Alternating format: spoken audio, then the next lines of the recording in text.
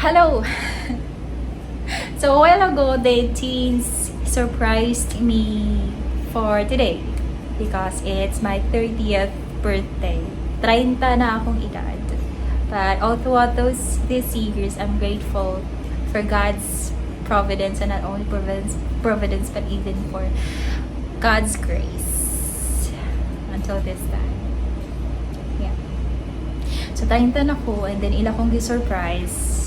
And I wasn't really expecting it at all. It's because I'm under quarantine right now. It's my 7th day. So, kapito na kaadlaw. And I can't be with other people na I can't even go out in this building.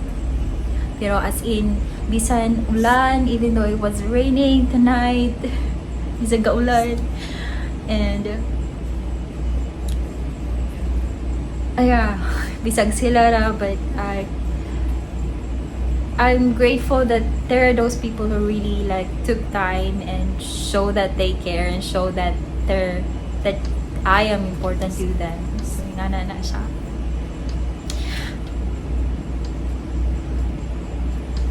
Sumoto siya.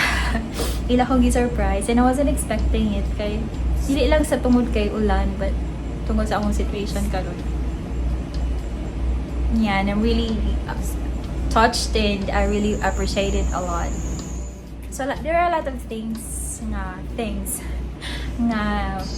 pasalamaton ko for the 30 years of my existence. A lot of things that I'm grateful for the 30 years sa akong pagkatao. Sa akong 30 katuig nga natao na buhi sa kalibutan. Kaya a lot.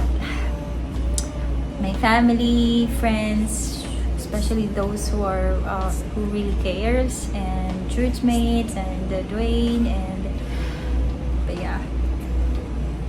And aside from that, I'm also grateful for how God sustains me until right now.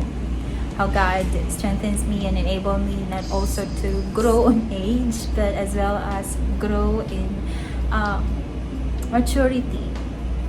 Kasi you could possibly grow in age but never grow in maturity. So nga na siya. And I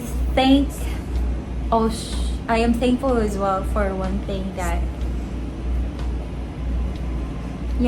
He reminded me today that He provided people around me that really cares, that really loved me, and that really loves me, and that really shows that I am important. So nga na siya. So as in, nalipayan ko karong adlaw. And also those, especially that there are those people who greeted me on Facebook and Messenger. I-greet sila because it's not possible for them to greet me in person since I'm still under quarantine. So nga na siya. As in, dagan ako gina-study, but I still want to thank the teens for really the effort. As in, kahilakon ko while seeing that. Because they came all the way from Burgos and sa ilang mga kabukiran just to really do the surprise. So, yun na siya. And I also want to thank for our subscribers because you've been part of the 30 years of my existence. You've been part of my growth as well and on my learning process. Kay basta daghan ko mga nakatunan on the season that God allowed me to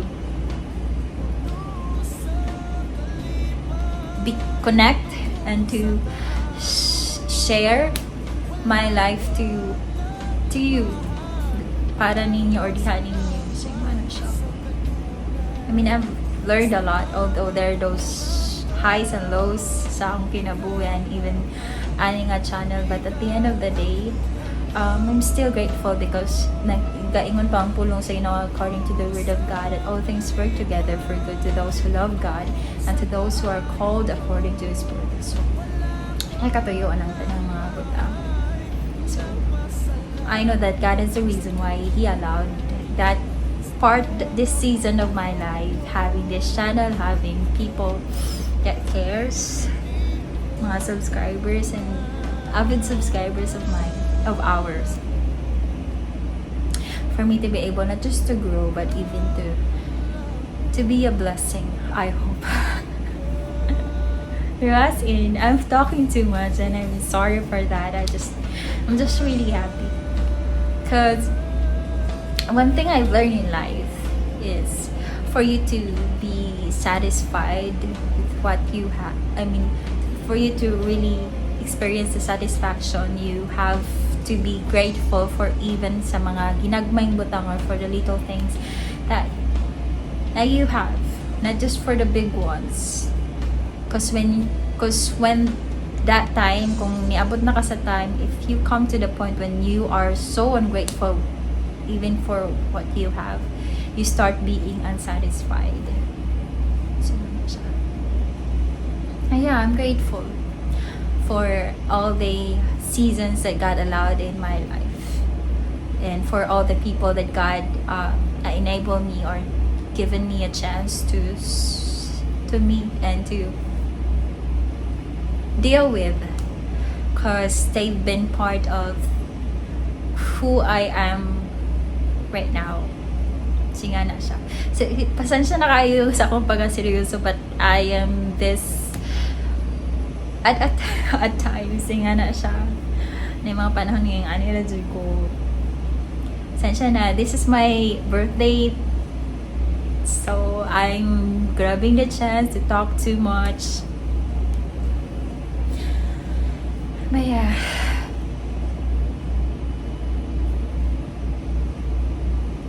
And I'm really looking forward for this year.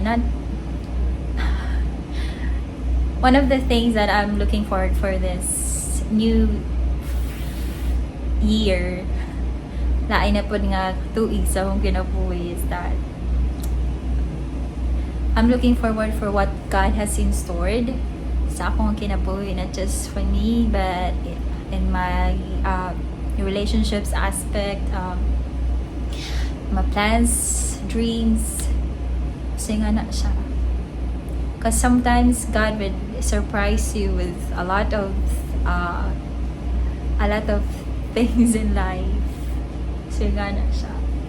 Sometimes you thought that this would be the path or the exact things that might happen this year, but at the end of the day, it's God who's in control. It's God who directs. It's God who fulfills things, even forever, whatever desire or unsa may akong pangando, yun sa mga desire na ako sa kinabuhi. So nga na siya. So I'm not just hoping for a smooth ride this year, but I'm hoping for a ride, a journey nga kauban ng Ginoo. Because at the end of the day, it's God who's the very source of my strength, even for during those times that I don't feel like even going forward. Kasi nga na siya. He's been my very strength from the very beginning that I've found Him. Kasi nga na siya. So, salamat again sa iyong pagpamati, and thank you sa mga ni-greet, and thank you so much sa padayon ninyo nga pagtanaw ani nga channel. Thank you for continually supporting us. Yeah, God bless everyone.